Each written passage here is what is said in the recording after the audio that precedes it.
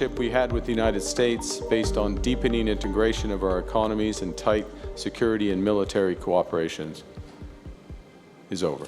Canada is looking to replace its aging fleet of submarines, and now the list of contenders has been narrowed down to 2 bidders. So companies from Germany and South Korea are both in the race for the multi-billion-dollar deal. Ottawa is looking... When you're set to spend over $20 billion on something, you probably want to take it for a test ride, and that's what Mark Carney is doing here at this massive South Korean shipyard.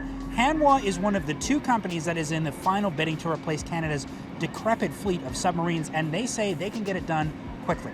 They're promising... Something huge just happened, and it's sending shockwaves from Ottawa to Washington. Canada has quietly struck a $20 billion submarine deal with South Korea, and it's not just another defense purchase. It's a bold statement. For decades, Canada's military strength and strategy have revolved around its close alliance with the United States. But now, that balance might be shifting.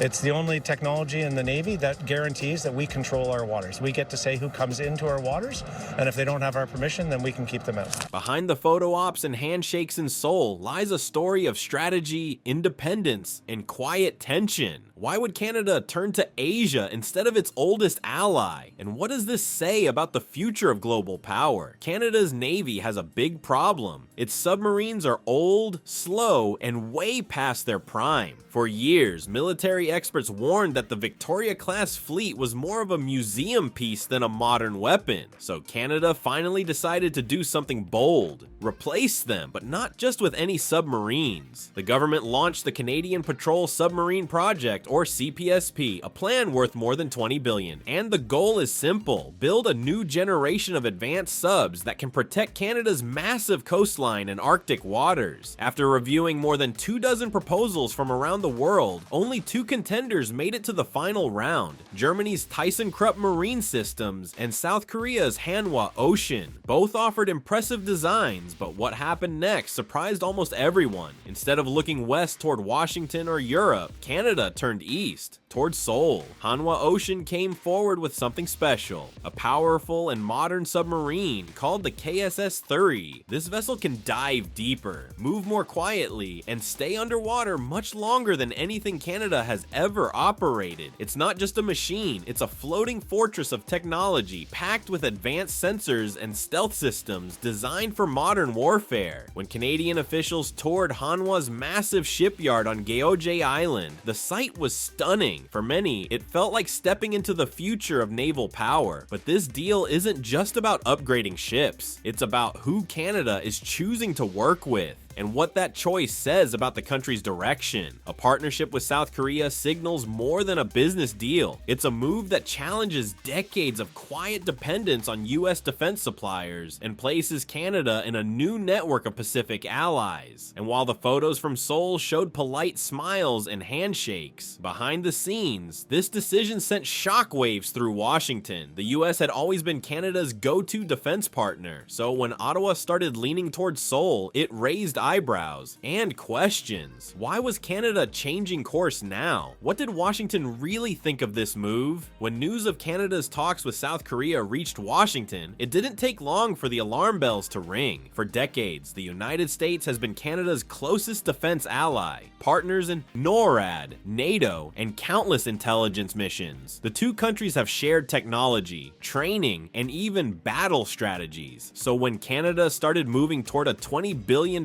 defense deal that didn't involve any American companies, it caught many US officials off guard. Inside the Pentagon, analysts were quick to see what this could mean. Some viewed it as a quiet shift, Canada showing it no longer wants to rely entirely on the US for its military backbone. Others saw it as a warning sign. If even one of Washington's most loyal allies was starting to look elsewhere, what would that say about America's grip on global defense networks? According to reports and insider talk, some US defense contractors were frustrated, arguing that America could have offered its own designs or helped modernize the Victoria-class submarines. But Ottawa had other plans. submarines. Officials believed U.S. systems would come with too many restrictions, high costs, and endless red tape. By choosing South Korea, Canada saw a chance for more freedom, to shape its own fleet without Washington calling every shot. There were even rumors that U.S. diplomats quietly reached out, urging Canada to rethink its direction. Of course, none of that was confirmed, but it wouldn't be surprising. Washington has long preferred its allies to buy American-made hardware. Losing a deal this size wasn't just about money, it was about influence. Publicly, U.S. officials kept their tone diplomatic, calling Canada's decision a sovereign choice.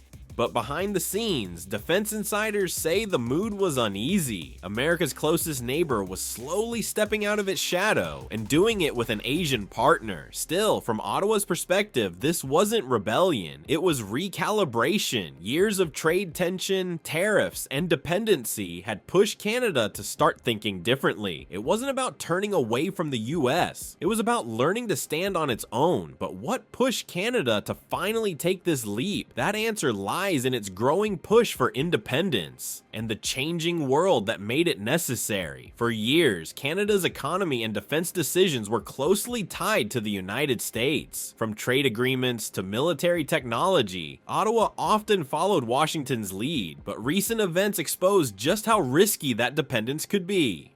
In 2025, the US introduced sweeping tariffs on Canadian exports, hitting everything from steel and aluminum to auto parts. Factories slowed, jobs were lost, and the government realized that relying too heavily on one partner left the country vulnerable. This was the spark for Canada to rethink its strategy. Leaders, including Prime Minister Mark Carney, began planning a future where the country could stand on its own while still maintaining friendly ties with the US. Part of that plan was diversifying trade and defense partnerships, and South Korea became a natural choice. With decades of experience in shipbuilding, advanced technology, and a strong industrial base, Seoul could provide Canada with the tools it needed to modernize its navy without over-relying on Washington. The submarine deal became more than just about ships. It was about control and independence. By working with South Korea, Canada could shape the fleet according to its needs, invest in domestic industries, and even create thousands of high-skilled jobs across the country. Companies in Ontario, British Columbia, and Nova Scotia are already preparing to take part in everything from assembly to advanced software integration. This partnership promised a boost not just for the military, but for the economy as a whole. At the same time, Canada's move sent a clear message to the world. The country was no longer content to follow a single path dictated by older alliances. Instead, it was stepping into a larger role in the Pacific, building new relationships and expanding influence. While some called it bold, others saw it as risky,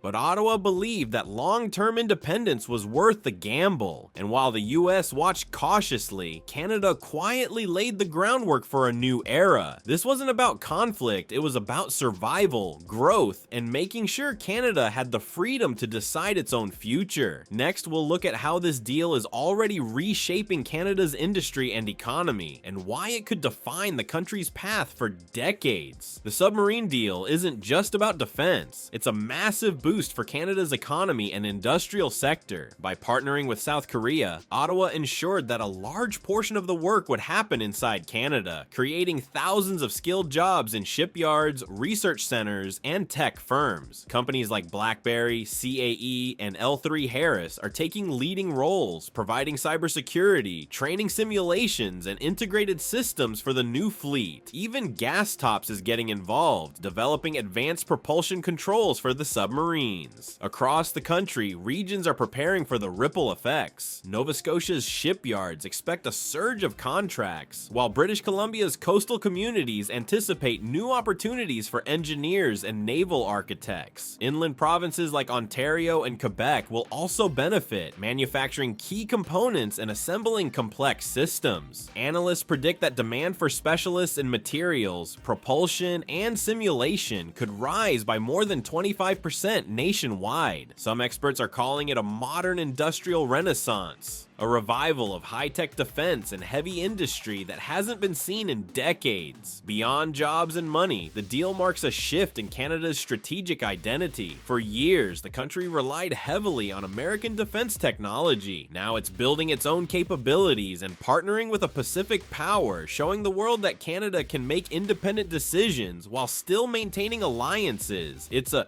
careful balance of ambition and pragmatism, gaining autonomy without burning bridges. The partnership is also about long-term growth. Analysts describe it as an asymmetric technology alliance. South Korea contributes shipbuilding expertise and rapid production, while Canada adds strengths in software, artificial intelligence, and systems integration. Together, they're creating a fleet that is more than the sum of its parts: advanced, efficient, and distinctly Canadian in design and purpose. If successful, the CPSP could place Canada among the few nations worldwide capable of designing and building submarines independently. Beyond military strength, it could inject billions into the national economy, revitalize industries, and create a new generation of engineers and innovators. But with opportunity comes risk. Massive projects like this are expensive and complex, and success isn't guaranteed. Still, for Canada, this is more than a purchase. It's a statement of intent, a bold move that signals the country is ready to shape its own future on its terms. Next, we'll wrap up with what all this means for Canada, its allies, and its place in the world. The submarine deal isn't just about defense. It's a massive boost for Canada's economy. Thousands of skilled jobs will be created across shipyards, tech firms, and research centers, with companies like BlackBerry, CAE, and L3 Harris taking key roles.